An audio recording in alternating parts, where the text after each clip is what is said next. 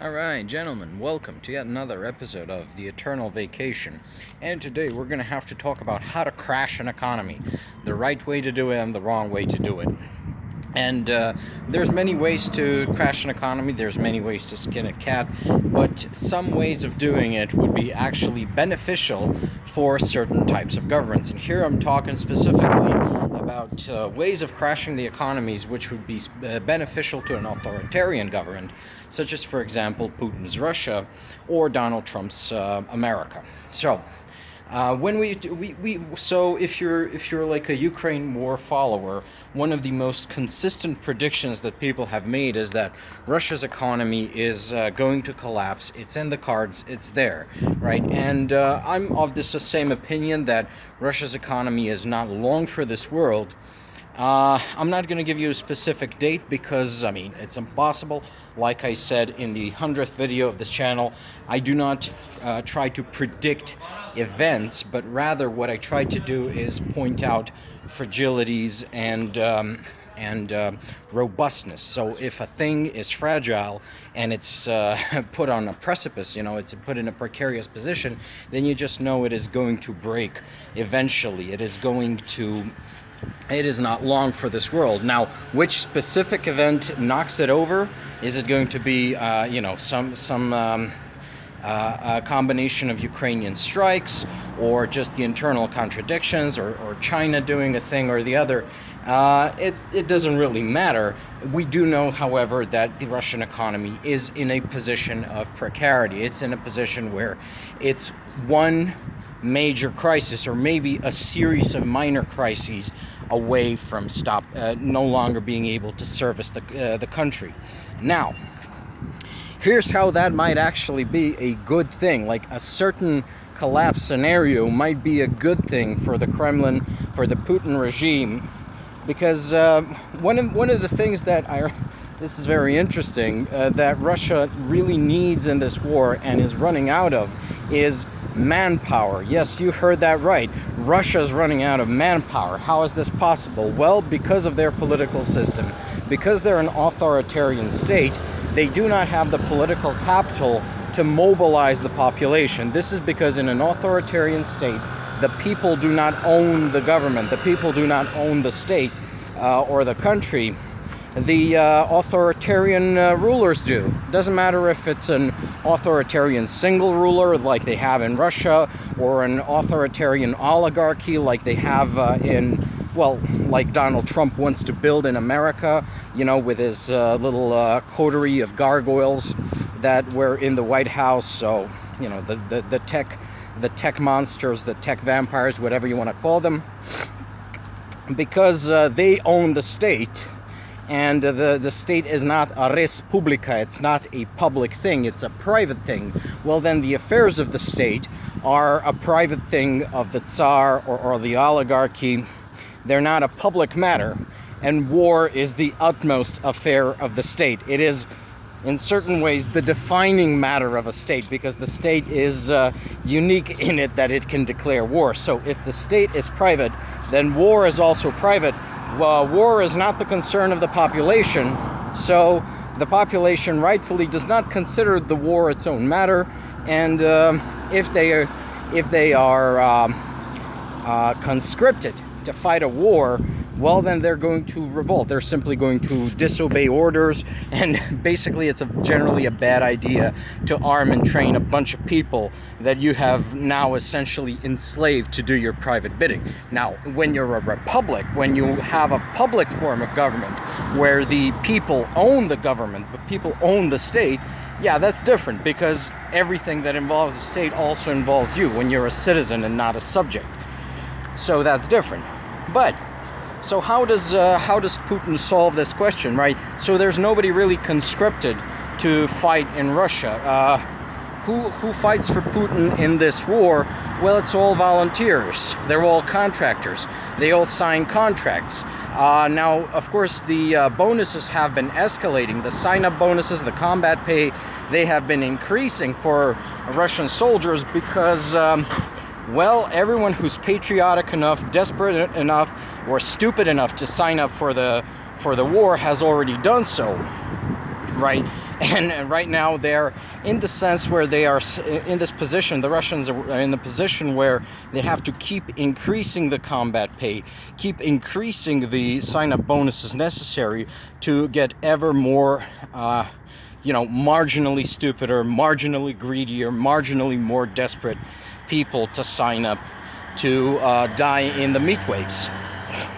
So that's a big problem for Russia. However, if the economy collapses in a specific way, where it results in a general impoverishment of the state and general impoverishment of the population, where you have spiking food prices, spiking rents, spiking gasoline prices, right? Then this is going to be a sort of a boon for the Russian economy, for the Russian war effort, because a lot more people are going to suddenly be shifted into the desperate enough camp. And this is something that maybe the Russian state is already planning for. Yeah, things are going to get shitty, and they're going to be shitty for such a long time. But hey, look at the silver lining. It means that the population will be so desperate to find money to feed their families, to feed themselves, that we're just basically going to have them completely over a barrel, and we will be able to do whatever the fuck we want with them. Especially if the state becomes one of the very few stable employers out there, and every other employer is a state-aligned corporation. So yeah, they really have you over a barrel at that time. Incidentally, this is Donald Trump's plan for America. The plan is to nosedive the American economy so him and his oligarch buddies can buy it back up for pennies of the dollar. Then they own everything, and you cannot feed your family if you're not a slave to Donald Trump or any of his oligarch buddies. Which is why I recommend all Americans to essentially emigrate. Get out of there while you still can, especially in light of the fact that the political opposition in America, I don't know what the fuck they're doing, man. I don't think they're fighting. I don't think they're fighting Donald Trump. Now, this sort of let's call it strategy, where you essentially impoverish your own country to gain more absolute control over the population, it is in the long term unsustainable, because what's going to happen is, because you've impoverished your own country, because your people are desperate, right? You do no longer have the resources necessary. You no longer have the human capital necessary, because that's the thing. People who can move away, high quality people with very highly necessary technical or managerial skill, they will move away. They do. People like that. What do they call it? High value human capital. They don't like being pushed around. They don't like being slaves. They expect a certain degree, not so much of material luxury, but let's call it intellectual luxury. The freedom to think, to explore, to debate, to enjoy things, right? This is why, for example, there's a lot of in the American South, the economy is a little bit moribund, and not because of the business. The American South has a very, very strong pro-business attitude. The state governments. This is also true, by the way, in the Balkans. The governments are generally a lot more pro-business than in Western Europe. But the cultural life on offer for people who should work in these advanced economies is non-existent. Like here in Skopje, we have very little in the way of cultural life. We have very little in the way of just fun, interesting things happening. And young, intelligent people, as happen to be the lifeblood of a high value-added economy, they just don't like living in these intellectually stifling shitholes like the Balkans or the American South, or indeed Russia. So basically, yeah, that's what happens when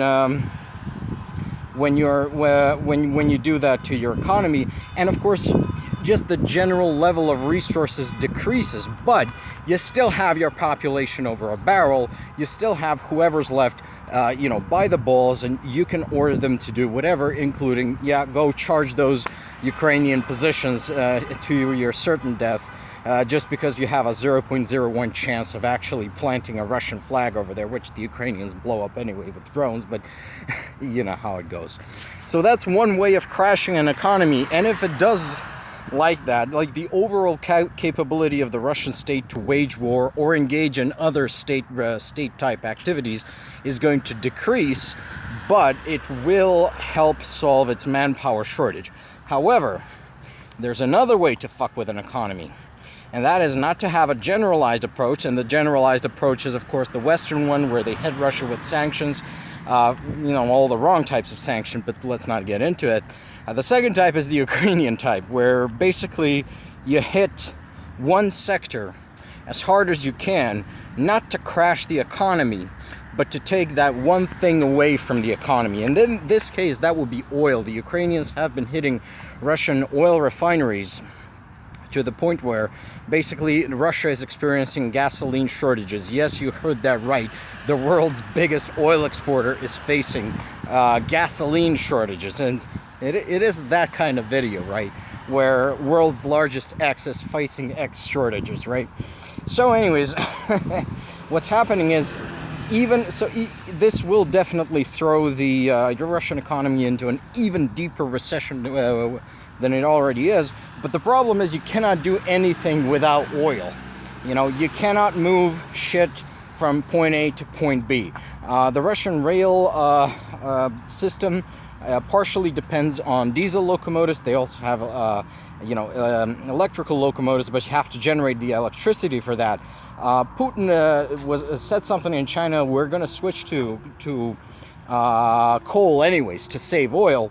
But here's the problem: like, the Russian railroad system is already falling apart under the strain because they cannot produce their own rolling stock. They've depended on Western European companies for a long time. The locomotives are old. They need to be serviced. They haven't been serviced, and around roughly 80% of Russian rail freight is coal. So basically, without the rail, you're not going to have coal. If you don't have oil, you're half of your rolling stock, half of your locomotives are offline, and you don't have enough gasoline to move shit to the front line. So this is just completely paralyzed, completely throws the country back into the pre-automobile days of transport, and it leaves it fighting a modern and mobile enemy.